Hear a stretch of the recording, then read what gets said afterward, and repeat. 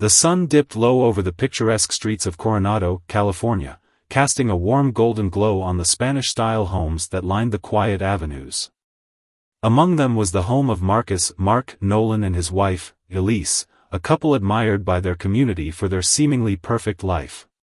Mark, a 32-year-old Navy officer stationed at Naval Base Coronado, carried the weight of his service with pride, his reputation as a disciplined and honorable man earning him respect both on and off the base. Elise, a sharp and ambitious 29-year-old real estate agent, specialized in helping military families find their dream homes, a role that allowed her to shine in social circles.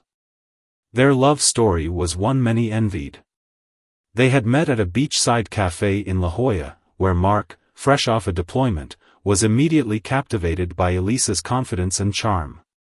Within a year, they were married, celebrating their union in a ceremony filled with laughter, joy, and promises of forever.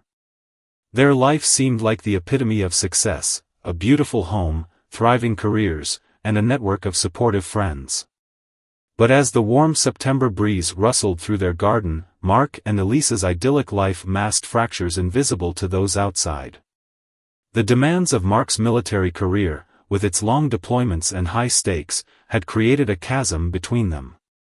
Elise, despite her outward confidence, felt increasingly isolated, her husband's absences leaving her to navigate life alone.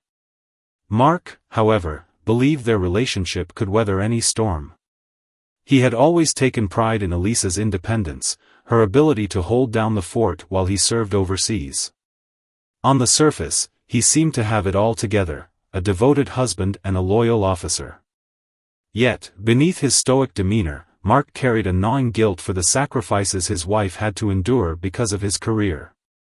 As Mark prepared for another deployment in October 2022, this time to Afghanistan, Elise's behavior began to shift in subtle but unsettling ways. She had always been meticulous about her appearance, but now there was a noticeable transformation. Her wardrobe grew more sophisticated, her hairstyle changed, and she began frequenting a high-end gym in La Jolla called Elite Fitness. At first, Mark dismissed these changes as Elise simply finding ways to fill her time during his absence. But the timing, coupled with her sudden reluctance to engage in deep conversations, planted the first seeds of doubt in his mind. One evening, as they shared a quiet dinner, Mark noticed Elise's gaze drifting, her phone lighting up with a text she quickly dismissed. "Work?" he asked casually, trying to mask the unease in his tone. Elise smiled, a little too quickly, and nodded. "Always busy," she said with a laugh that felt rehearsed. The tension between them was palpable, but neither addressed it. Mark buried his concerns, believing that the strain was temporary, a symptom of the life they had chosen. Elise, however, felt an unspoken void growing, one that her husband's absence seemed to amplify. As the date of Mark's departure loomed closer, he remained oblivious to how deeply that void would be filled, and at what cost. Unbeknownst to him, the foundation of their seemingly perfect life was already crumbling, and what lay beneath was darker than he could have ever imagined. October arrived swiftly, bringing with it the weight of yet another deployment. Mark Nolan, standing tall in his uniform, exchanged a bittersweet farewell with Elise on the driveway of their Coronado home. She smiled brightly, her arms wrapped around his neck as if she didn't want to let go, but Mark couldn't shake the feeling that her eyes carried a distant, distracted look. He chalked it up to nerves. After all, long separations were a staple of their military life. Yet, as the plane took him further from home, the gnawing sensation of unease lingered. In the initial weeks of his deployment, their video calls were routine, filled with mundane updates and polite exchanges. Elise told him about her growing client list, the house she'd just sold, and her new fitness routine at Elite Fitness in La Jolla. Mark found himself proud of her, admiring her ability to thrive despite the challenges of military life. But as October turned to November, subtle changes in their interactions began to creep in.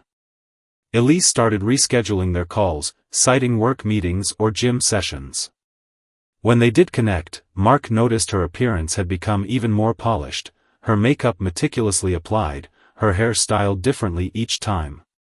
She brushed off his comments about her changes, laughing, "It's just something to keep me busy while you're away." Her tone was light, but there was a guarded edge in her voice that Mark hadn't heard before.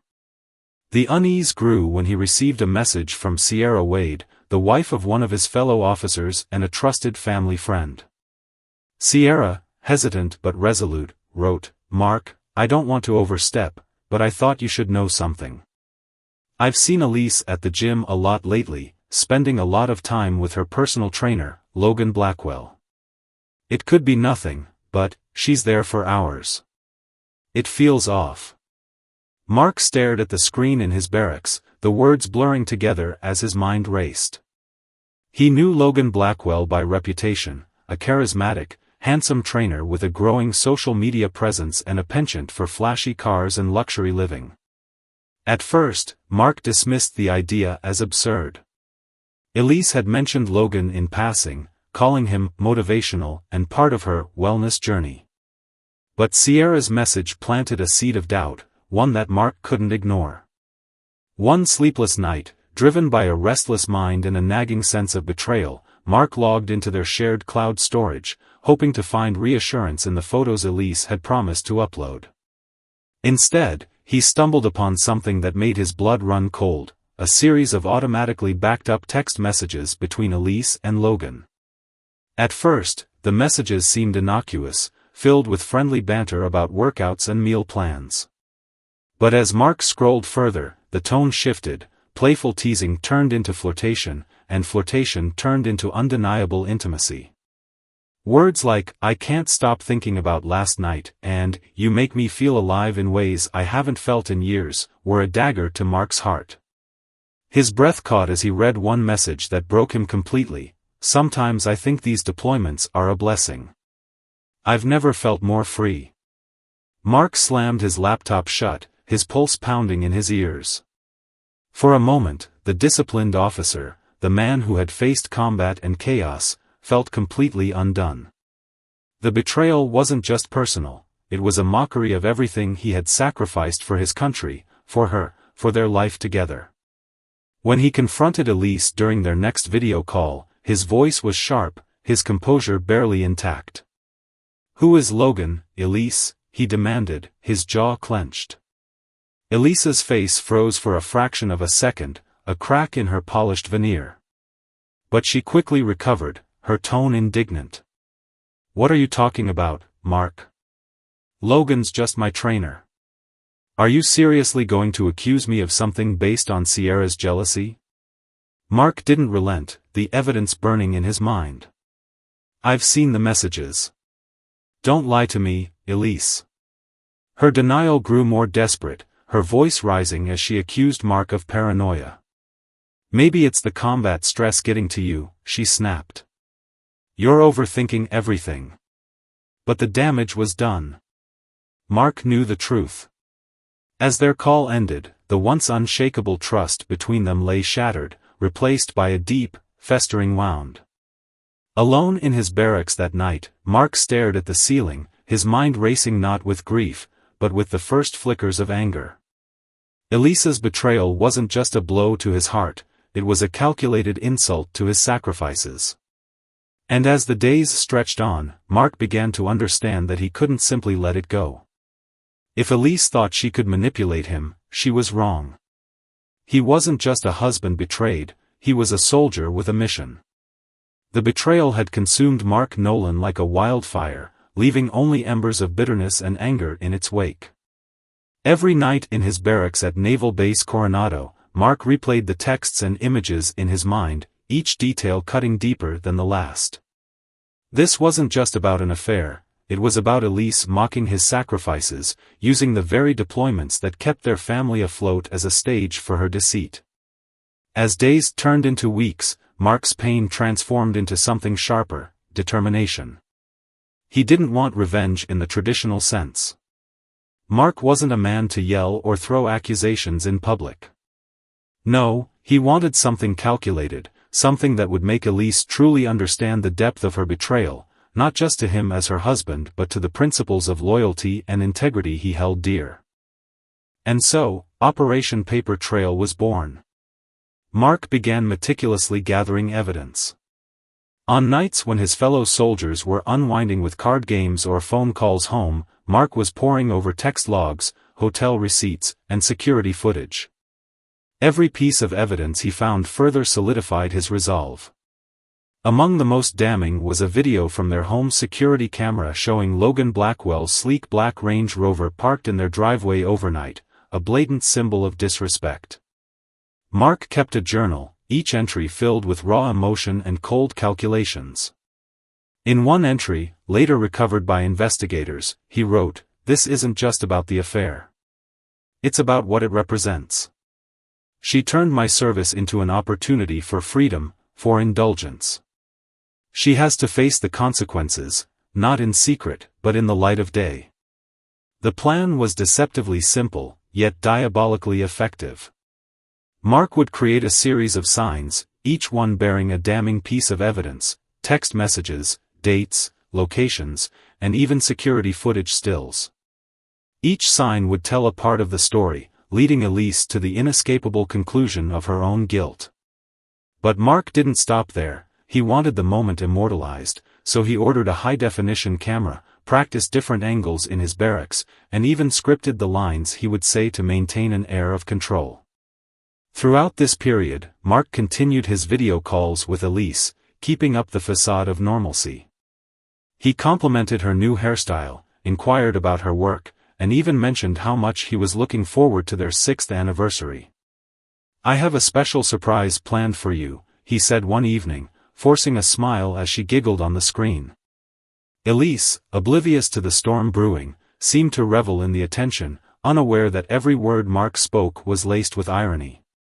By January 2023, Mark began laying the groundwork for the reveal. He ordered 24 sheets of sturdy white poster board and a high-quality printer, meticulously printing out incriminating screenshots and photographs. Each sign was numbered and labeled, arranged in a sequence that would gradually unravel the truth. The final sign was the most brutal, its bold black letters reading, "Actions have consequences." As the months passed, Mark's focus grew sharper. His commanding officer noted the change, describing him as intense but controlled in a performance review. His fellow soldiers, unaware of his plans, saw him spending hours with his laptop, claiming he was working on a video project for his return. In truth, Mark was perfecting the presentation of his revenge. When the deployment finally ended in March 2023, Mark stepped off the plane to a hero's welcome. Elise was there, smiling broadly and holding a sign that read, "Welcome home, my hero." Mark hugged her, his expression calm, almost serene. To anyone watching, they appeared to be the perfect couple reuniting after months apart. But inside, Mark was counting down the hours until his plan came to life. Over the next few days, Mark played his role flawlessly. He brought Elise her favorite flowers, cooked dinner, and even joked about buying her a new car as an anniversary gift. Elise seemed delighted, basking in the warmth of his attention. She had no idea that Mark's kindness was nothing more than a prelude to devastation. The night before the reveal, Mark meticulously set up the living room. The camera was positioned at the perfect angle, the signs arranged in a neat stack on the coffee table. The next morning, he woke Elise early, his voice brimming with excitement. "I can't wait any longer," he said. "I have something special planned for you." Elise, groggy but intrigued, allowed Mark to guide her into the living room. When he handed her a blindfold, she laughed, assuming it was all part of a romantic surprise. "You're being so extra," she teased, slipping it on. Mark's smile was thin, his hands steady as he positioned her in front of the camera.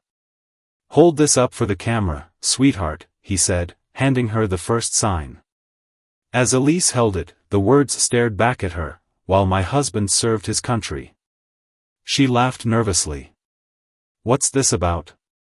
she asked, but Mark's expression betrayed nothing. "Next one," he said calmly, placing the second sign in her hands. "I was sleeping with my personal trainer." Elise froze. Her smile faltered, her grip tightening on the paper. "Mark, what is this?" "Keep going," he replied, his tone icy. "We're just getting started." And so, one by one, Elise held up the signs, unknowingly documenting her own betrayal. The camera captured everything: her confusion, her dawning horror, and finally, her outright panic. Mark stood behind the lens, his voice cold and steady as he delivered the performance of his life. This wasn't just revenge. It was justice, meticulously planned and ruthlessly executed. And for Mark, it was only the beginning. The morning sun streamed through the windows of the Nolan home, casting soft light over the carefully arranged living room. Elise Nolan stood in the center, blindfolded, her hands clutching the first of many signs. She wore a faint smile, one born of anticipation, unaware of the storm about to unravel around her. Across the room, Mark Nolan steadied the camera, ensuring the angle perfectly captured every reaction, every shift in her demeanor. "Ready for the next one?" Mark's voice was calm, measured, betraying none of the turmoil that simmered beneath the surface. "Of course," Elise said, her tone light and playful, though tinged with curiosity. She reached out, and Mark handed her the second sign. As her fingers traced the edges of the paper, her smile faltered. "I was sleeping with my personal trainer." "What?" she began, her voice barely above a whisper. She pulled the blindfold off, blinking as her eyes adjusted to the light. The first thing she saw was the stack of signs in Mark's hand. Then, she glanced down at the one she held and read it again. Her heart pounded in her chest as her mind raced to understand what was happening. "Mark, what is this?"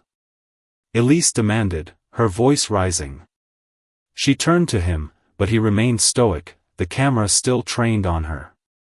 "Keep going," Mark said, his tone devoid of emotion. He handed her the next sign. "Hotel del Coronado. Room 314. Every Thursday."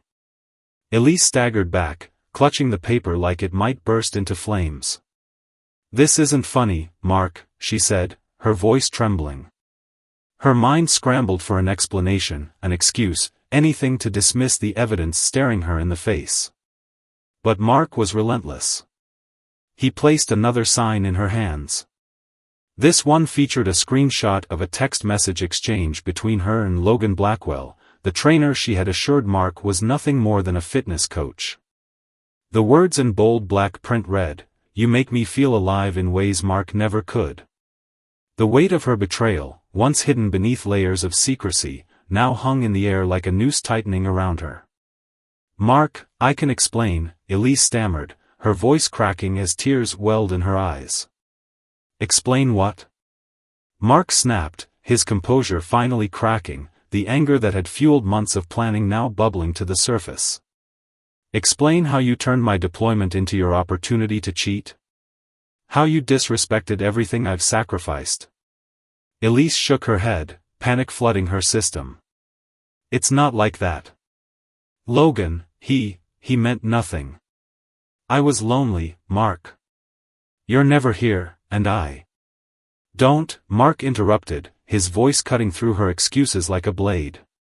"You don't get to play the victim." He handed her another sign.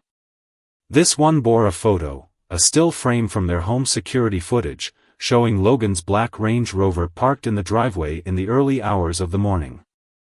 The timestamp burned into the corner told Mark everything he needed to know. "You brought him here," Mark said, his voice now low and dangerous. "To our home. While I was halfway around the world, fighting for us." Elise's knees buckled, and she sank onto the couch, the signs falling from her hands and scattering across the floor like a damning trail of evidence. The camera continued to roll, capturing every second of her unraveling. "Mark, please," she pleaded, her tears streaming freely now. "You can't do this. This is between us, it's private." Mark's laugh was cold, devoid of humor. "Private? You made it public the moment you brought him into my house. The moment you betrayed everything we stood for." He pointed to the camera. Now the world gets to see the truth. As Elise scrambled to collect the signs, trying in vain to destroy the evidence, Mark reached for his laptop. With a few clicks, the video began uploading to a private server. Elise lunged for him, screaming, "Stop! You can't, Mark, don't do this." But it was too late. The progress bar inched forward, indifferent to her panic. Within hours, the video would begin its journey through the military community and beyond. Mark's revenge wasn't just personal, it was a statement, a public reckoning for the woman who had shattered his trust. By that evening, the video had gone viral within the military community, spreading like wildfire across social media platforms. Titles like "Marine Exposes Cheating Wife in Brutal Video" flooded Facebook, Instagram, and YouTube. Reaction videos, memes, and commentary posts appeared almost immediately, amplifying the humiliation that Elise had feared the moment she realized the camera was rolling. Elise's phone buzzed incessantly with messages, ranging from scathing insults to mockery. The perfect life she had carefully curated on social media was now a smoldering ruin. Clients began canceling meetings, and her employer quietly suggested she take an indefinite leave of absence to avoid further damaging the company's reputation. Even her family, once a source of unwavering support, turned cold, unwilling to condone her actions. Meanwhile, Logan Blackwell, the trainer whose name had become synonymous with scandal, was quick to distance himself. He posted a public apology on Instagram: "I made a mistake. I deeply regret my actions and apologize to everyone affected, especially Mark Nolan." His message was met with mixed reactions, some sympathetic, others scathing, but the damage to his image was done. For Mark, watching the fallout was both cathartic and unsettling. The man who had meticulously planned every detail of this unveiling now found himself grappling with the reality of what he had set in motion. This wasn't just about exposing Elise's betrayal, it was about reclaiming his dignity, his sense of self. Yet as he stared at the screen, watching strangers dissect their lives in real time, a question loomed large: had he gone too far? But for Elise, the question didn't matter. Her world had already imploded, and there was no going back. The once pristine image of Elise Nolan lay in ruins, shattered under the weight of betrayal, humiliation, and the unrelenting gaze of a judgmental world. What had begun as a private indiscretion now unfolded as a public spectacle, her life dissected and ridiculed by strangers online. Every corner of her existence, her career, her friendships, even her family, had been scorched by the flames of Mark Nolan's calculated revenge. By May 2023, Elise's once flourishing real estate career was nothing but a memory. Her employer at the upscale agency in National City had strongly encouraged her to take a leave of absence after her client base dwindled to zero. "It's for the best," they had said in carefully chosen words, though the undertone was clear: she was toxic to their brand. Her social media, once a carefully curated gallery of perfect homes, elegant selfies, and cheerful client testimonials, became a battleground. Every post, even ones from years prior, was inundated with scornful comments. "Homewrecker," "disgrace to military families," and "how could you do this to Mark," flooded her notifications until she finally deactivated her accounts. But the damage had already seeped into every aspect of her life. Without work to keep her busy or friends to confide in, most had ghosted her the moment the video went viral. Elise retreated into isolation in her cramped apartment in National City. Days blurred into nights as she fixated on the video, rewatching it frame by frame. She analyzed her facial expressions, her tone, even the lighting, searching for some way to justify herself, or perhaps to understand how Mark had so thoroughly dismantled her. Her obsession grew darker. Elise created anonymous social media accounts, crafting elaborate defenses of her actions and hurling accusations back at Mark. She posted threads claiming he had been emotionally distant for years, accusing him of using his deployments as an excuse to avoid intimacy. But her efforts garnered little sympathy. The narrative had already been set: she was the villain, and no amount of revision could change that. When she wasn't glued to her laptop, Elise spent hours in her car, parked near familiar places like Elite Fitness in La Jolla or Hotel del Coronado. She would watch from a distance as the world moved on without her. One day, she saw Logan Blackwell, the man who had once been her escape, laughing with another client as if she had never existed. The sight stung, a painful reminder of how fleeting her choices had been. By the summer of 2023, Elisa's fixation shifted from her own downfall to Mark Nolan and Sierra Wade, the woman who had unwittingly lit the match that burned her life to the ground. News of their growing closeness had reached Elise through whispers and online posts. A photograph of them at a military charity event, laughing and looking every bit the supportive couple, sent her into a tailspin. "They're flaunting it," she muttered to herself, pacing her apartment. Her walls, once decorated with tasteful art, were now bare, save for the corkboard she had erected in the corner. On it, she pinned photographs of Mark and Sierra, notes about their schedules, and maps of places they frequented.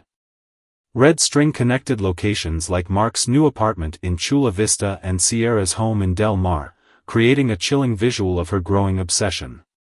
Elise began stalking them in person, driving by Sierra's house late at night or parking outside Mark's apartment for hours.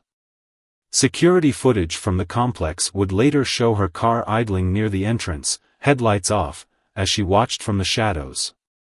Elisa's behavior escalated from surveillance to sabotage. In June, Mark discovered all 4 tires of his truck slashed, a cruel reminder of her presence. Though grainy security footage showed a hooded figure near his vehicle, the quality wasn't clear enough to definitively identify her. When questioned, Elise had an airtight alibi. She had been seen at a bar in downtown San Diego, receipts and witnesses backing her claim. A week later, Sierra's home became the next target. Elise broke in while Sierra was out, leaving behind a horrifying display. Family photos were smashed, and a wedding dress, presumably Elisa's, was spread across Sierra's bed, drenched in red wine. Though Sierra was shaken, she chose not to press charges, a decision she would later regret. By late summer, Elisa's mental state had deteriorated beyond recognition. Neighbors in her apartment complex reported hearing her talking to herself at all hours, her voice rising and falling in heated arguments with an invisible adversary. Wine bottles began piling up in her recycling bin, a testament to her growing dependency on alcohol to numb her anguish. Even her family, once her staunch supporters, had turned away. Her parents, devout Catholics from a proud military lineage, released a statement on Facebook expressing their disappointment. "We love our daughter but cannot condone her actions. She betrayed not only her husband but the values our family holds dear." This public rebuke was the final blow. Elise spent an entire night screaming into the empty walls of her apartment, her voice echoing through the building until a neighbor called the police. When officers arrived, she answered the door with a forced smile, offering them coffee and brushing off the disturbance as a bad night. By September 2023, Elisa's obsession with Mark and Sierra reached its apex. She began tracking their movements with alarming precision, taking photos from her car and documenting their routines in a leather-bound journal. She purchased burner phones to make anonymous calls to Mark's commanding officer and Sierra's workplace, spreading rumors designed to tarnish their reputations. During one particularly chilling encounter, Elise confronted Sierra at the commissary on base. Security footage showed her approaching with a seemingly calm demeanor before launching into a tirade. "You think you're better than me?" she hissed, her voice trembling with rage. "At least I waited until Mark was deployed before I ruined everything. How long were you planning to steal my life?" Base security intervened, escorting Elise off the premises, but the encounter left Sierra shaken. That night, Sierra confided in Mark about her fears. "She's not just angry," she whispered. "She's unhinged." Elisa's downward spiral was no longer just about reclaiming her reputation. It was about destroying the man she believed had destroyed her. The corkboard in her apartment now resembled a war room, with strings connecting every detail of Mark and Sierra's lives. Her final entries in her journal hinted at a terrifying resolve. They think the story is over. I'm going to write the last chapter myself. The storm was coming, and Elise was determined to be its eye. The cool October air settled over Chula Vista, California, as the sun dipped below the horizon. Mark Nolan and Sierra Wade, unaware of the darkness that was closing in, spent the evening at a Marine Corps birthday ball planning meeting. The event was one of many that had filled Mark's life since his promotion to gunnery sergeant, a promotion that, for Mark, symbolized a new chapter, one free of the shadows of betrayal. For Elise Nolan, however, the promotion was a bitter reminder of everything she had lost. As Mark and Sierra returned to his apartment that night, the complex's security cameras captured them laughing and chatting, their smiles unburdened by the weight of Elise's spiraling obsession. At 11:23 p.m., another figure entered the frame, a shadowy silhouette dressed in dark clothing, moving with deliberate intent. The figure was unmistakably Elise, clutching a manila envelope in one hand and something hidden in the pocket of her jacket. Elise approached Mark's door with practiced calm, her hand trembling as she knocked. From inside, Sierra heard the sound and instinctively froze. "Who could that be at this hour?" she asked, her voice uneasy. Mark shrugged, rising from the couch. "Probably a neighbor," he said casually. He opened the door to find Elise standing there, her face calm but her eyes burning with an intensity that sent a chill through him. "I just want to talk," Elise said, holding up the envelope. "I have something you need to see." Mark hesitated but ultimately stepped outside, closing the door behind him to shield Sierra from the encounter. Elise handed him the envelope, watching intently as he opened it to reveal a stack of photographs and documents. Among them were doctored images suggesting that Mark had been unfaithful during his deployments, paired with handwritten accusations scrawled in Elise's sharp, frantic handwriting. "You think you're so perfect," she hissed. "But you're no saint, Mark. You destroyed my life. You turned me into a joke." Mark's patience, already frayed by months of her erratic behavior, snapped. "You did that to yourself, Elise," he said, his voice hard. "You lied, you cheated, and now you're stalking me? What do you think this is going to accomplish?" Elise's calm facade crumbled, her voice rising with desperation. "You ruined me. You put my life on display for the world to tear apart. You think you can just move on with her?" She gestured wildly toward the door, where Sierra now stood watching, her face pale. "Get out of here, Elise," Mark said, stepping between her and Sierra. "This isn't going to end well."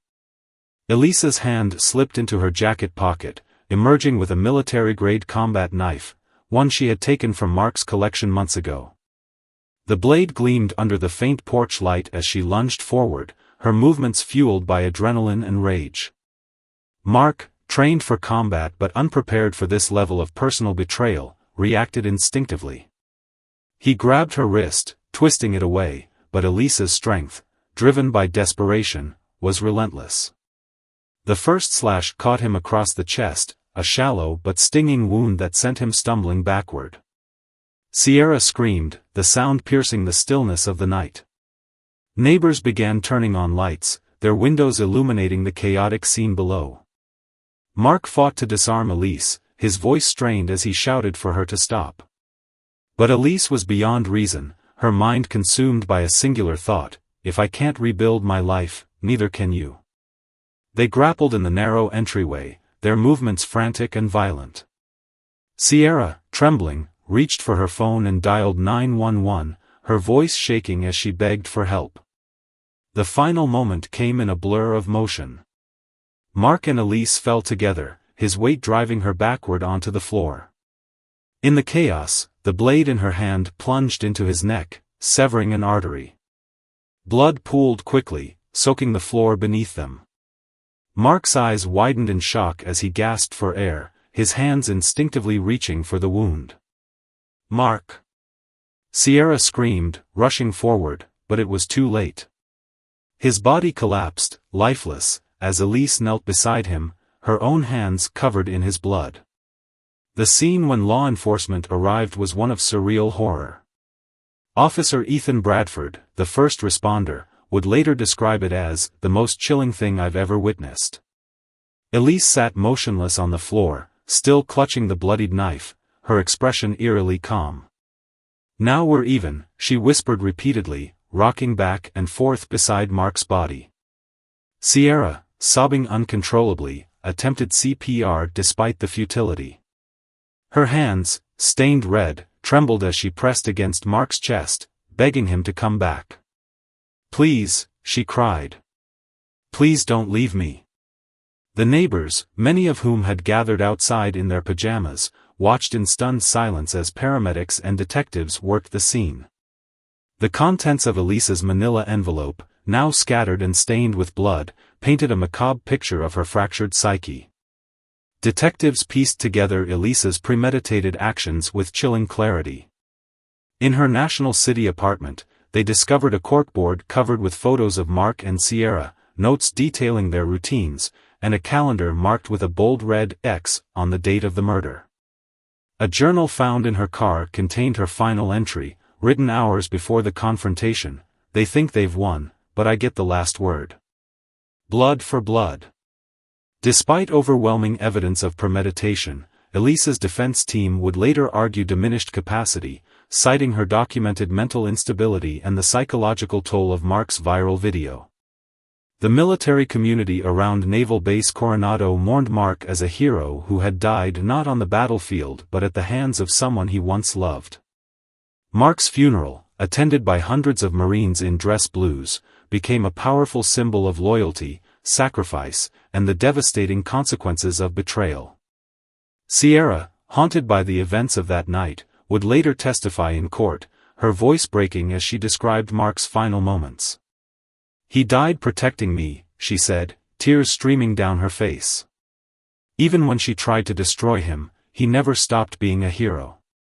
For Elise, the woman who had once been the envy of her community, there was no redemption, only the weight of a life consumed by anger and regret.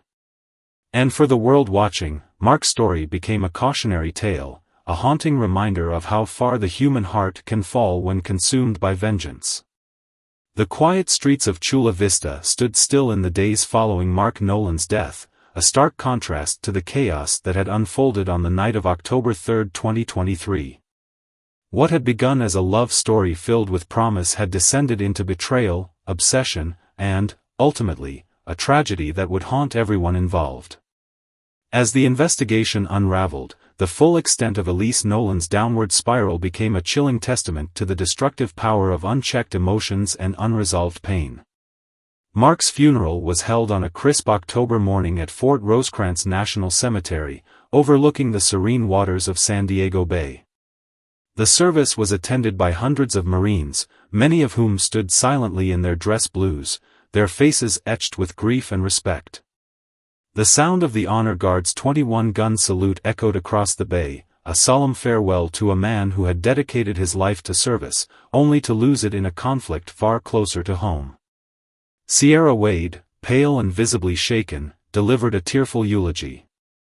Her words, raw and unfiltered, captured the duality of Mark's life and death. Mark was a protector of his country, his comrades, and even of those who hurt him. He deserved better than this, but even in the end, he stayed true to who he was, loyal, brave, and selfless. Elise, meanwhile, sat in a cold, sterile interrogation room miles away, her hands cuffed, her face a blank canvas of exhaustion and defeat. Detectives laid out the evidence, her journal, the surveillance footage, and her chilling final entry, each piece tightening the noose around her fragile defense. Her attorney argued for leniency, painting Elise as a woman undone by psychological torment and public humiliation. The viral video, he claimed, was a catalyst for her mental breakdown, turning her into a pariah in her own community. But the prosecution countered with the methodical nature of her actions, the detailed surveillance, the staged confrontation, and the premeditated violence, all of which pointed to a calculated intent to destroy. In the courtroom, Mark's family and comrades sat side by side, a unified front seeking justice. The jury's verdict was swift: guilty of second-degree murder. Elise was sentenced to 25 years to life, a fate that mirrored the emotional prison she had created for herself long before that fateful night. The ripple effects of Mark's death reached far beyond the confines of Coronado and Chula Vista. His story, propelled by the viral video and subsequent tragedy, became a symbol of the dangers lurking beneath the surface of seemingly perfect lives. Psychologists and relationship experts dissected the case in articles, podcasts, and television specials, examining how betrayal, public humiliation, and emotional neglect could spiral into violence. Military spouse advocacy groups launched new initiatives to address the mental health challenges faced by families of deployed service members. Workshops and support networks were created to provide a lifeline for those struggling with isolation and infidelity, ensuring that no one else would feel as trapped as Elise had. Yet, the story also sparked debate. Was Mark justified in exposing Elise so publicly? Did his act of revenge push her over the edge, or was her downfall inevitable? These questions lingered, sparking heated conversations across social media, military forums, and everyday discussions. In the quiet weeks that followed the trial, Sierra visited Mark's grave, a bouquet of white lilies in hand. Kneeling by the simple headstone, she whispered words only the wind could carry. "You didn't deserve this," she said, her voice breaking. "But your story isn't over. You've shown the world how important it is to fight for what's right, even when it costs you everything." For Elise, sitting alone in her prison cell, the weight of her choices pressed heavily on her shoulders. The woman who had once been the envy of her community now faced a life defined by regret. Yet, even in her solitude, she remained defiant, clinging to the belief that she had been wronged as much as she had wronged others. Mark's story is one of love, betrayal, and the devastating consequences of revenge. It's a cautionary tale for us all, a reminder of the fragility of trust and the destructive power of unchecked emotions. But what do you think? Was Mark justified in exposing Elise's betrayal so publicly, or did his actions go too far? Could Elise's downward spiral have been prevented, or was it inevitable? What lessons can we take from this story about love, trust, and the cost of revenge? Let us know your thoughts in the comments below. We'd love to hear your perspective on this complex and tragic story. Don't forget to like, share, and subscribe for more gripping tales that explore the depths of the human experience.